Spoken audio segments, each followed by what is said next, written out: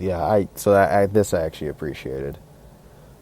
And then Then after that, after that, Hornswoggle would enter, but he'd just immediately go underneath the ring.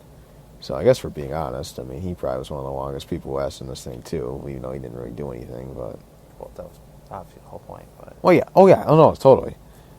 But and then we have Chunk Balopo with his cheap ass knockoff version of American Badass. yeah, In my, even though in some ways it may have honestly been the best thing he ever did. well, yeah, probably, but that's But that's what he did in real life. He'd take bikes and he'd fix them up and everything. So that he's basically taking like kind of like a little bit of it because it was like real self and just putting into a character. So true, but but yeah, no, I get what you're saying. only one man can ride a motorcycle around the ring, and Uh, yeah, I believe he's the last guy to do that. yep.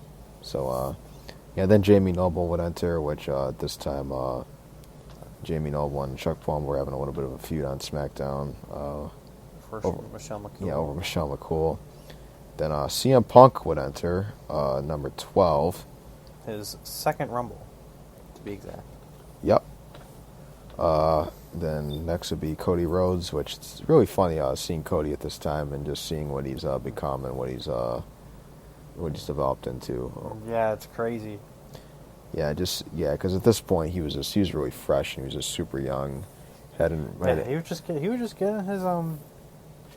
getting his feet wet at this time. Exactly. Him and Hardcore Holly actually were tag team champions at Yeah, this they're time. world tag team champions at this point in time. And then next would be Umaga. I guess you could say another. Rip. Yeah, R.I.P. for sure. But once again, like another, I guess, another star, I guess in a way that they brought in. Yeah, there's actually some good names in this match, in this Rumble. And 15th would be Snitsky, followed by the Miz at 16. Which his partner Morrison was still at the time, And they were WWE Tag Team Champions. Yes, they were. You know they're ECW guys, but at this point they started to mix the like ECW in with like SmackDown especially. Well, it was more ECW than SmackDown because technically they were on the same night technically. Because they did the tapings on the Tuesday nights. Yeah.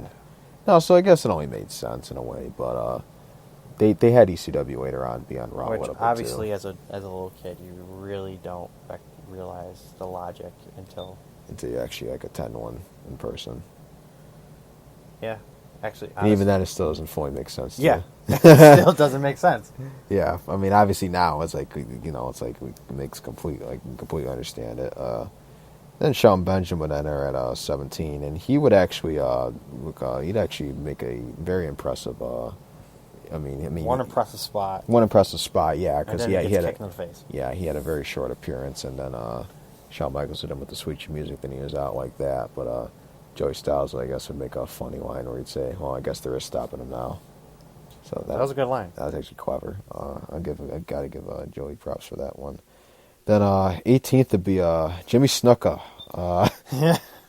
I guess you could say they just brought him in kind of like for nostalgia, with it being in Madison Square Garden, him having his It was Madison Square when he jumped off the cage. Yeah, that's where he did the Superfly splash off the cage. So of course you have that, and then you have Roddy Piper, another legend of Madison Square Garden. Yeah, another R.I.P.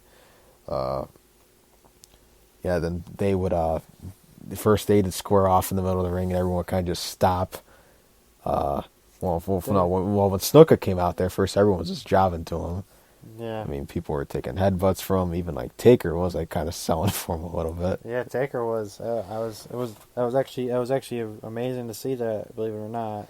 Yeah. So then you go first. There was one point when Piper and Snuka were battling, and that everyone just stopped, and then they were all just having conversations.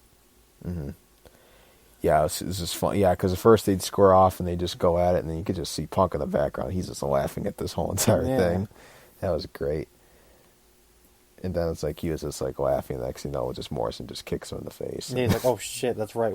We're performing." Yeah. So the next Kane would enter at 20. Mm-hmm. Then he would just, as soon as he gets in the ring, eliminate both Hall of Famers.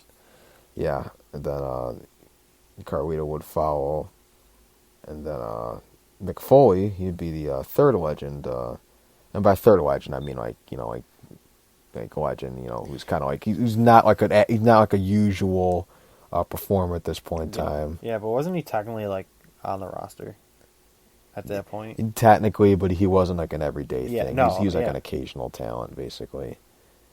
Which He had I his, guess you could kind of say Piper was somewhat too at this point. he had his 2009 TNA look going. Yeah. And then Kennedy would enter. He'd enter at 23. Was he the one that eliminated Michaels? He was. He was? He was. That was another funny segment, too. Oh yeah, when Michaels and it was actually right here when they got eliminated when Big Daddy V entered. Mm-hmm. So yeah, because So one guy you did Mike, not see enter. yeah, Michaels would enter exactly. Yeah, Michaels would enter. No, not enter. Michaels would eliminate Taker, and then followed by that, Michaels would be eliminated by Kennedy because Taker eliminated Snitsky, and then while he was distracted, that's when Sean got him.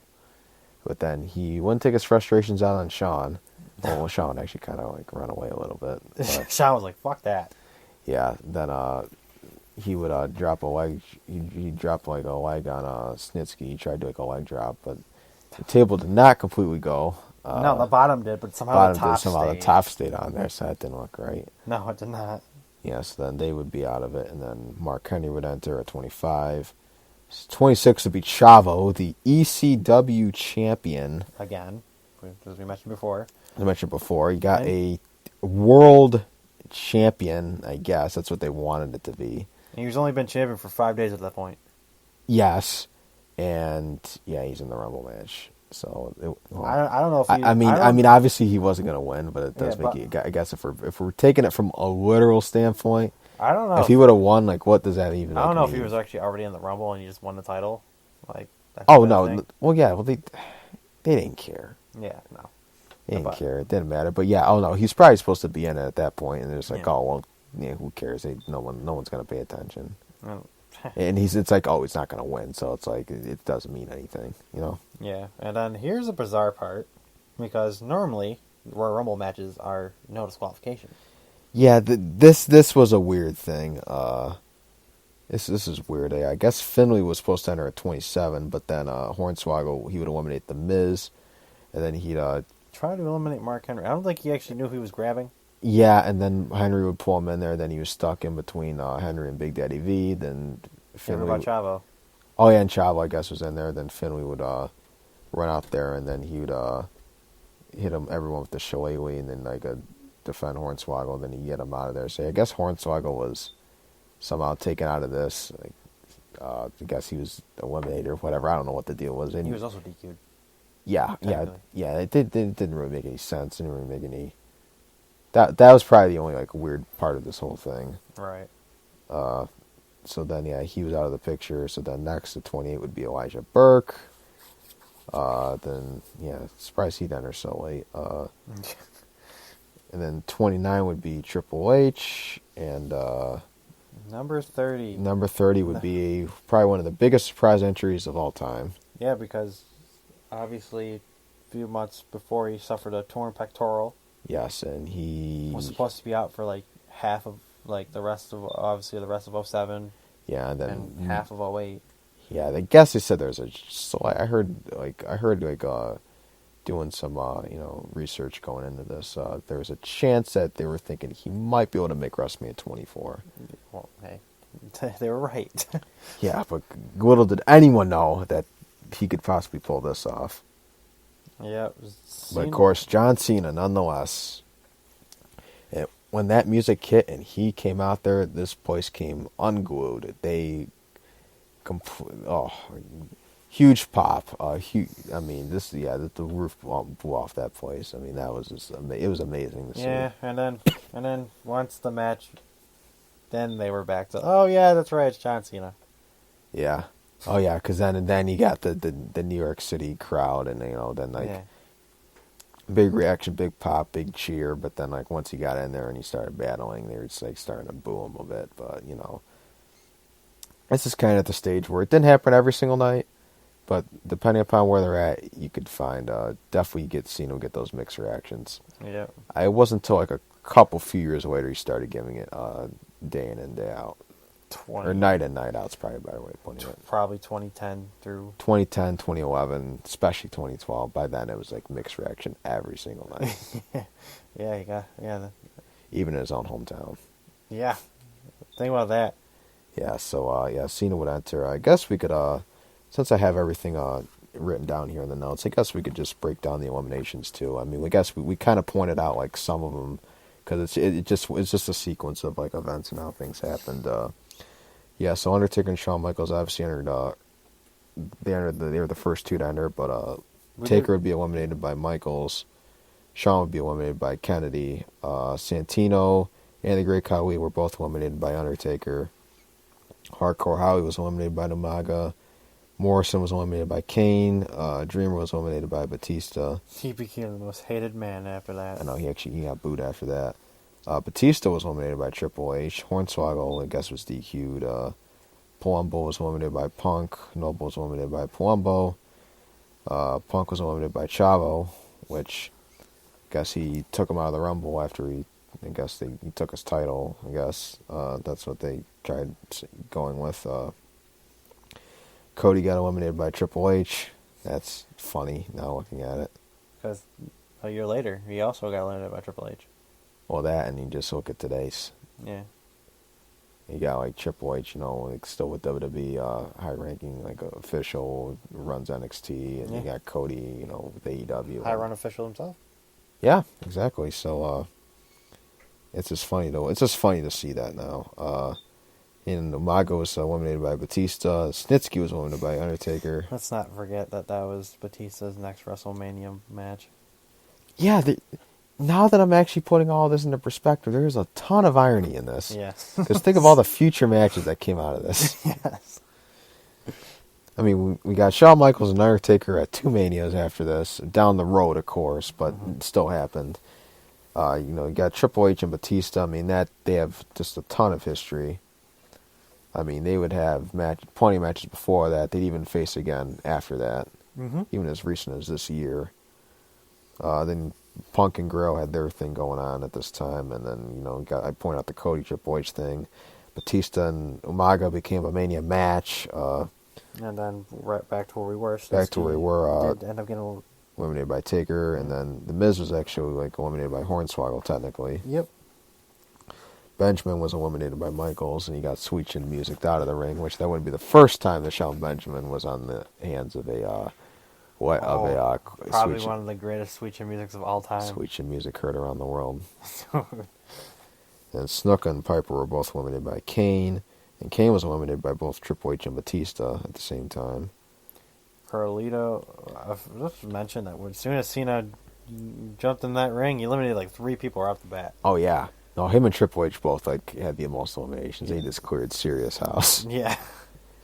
And I guess you can call you could probably call that like the second greatest 2. Oh, is one of them. That's for sure. I mean, obviously you can.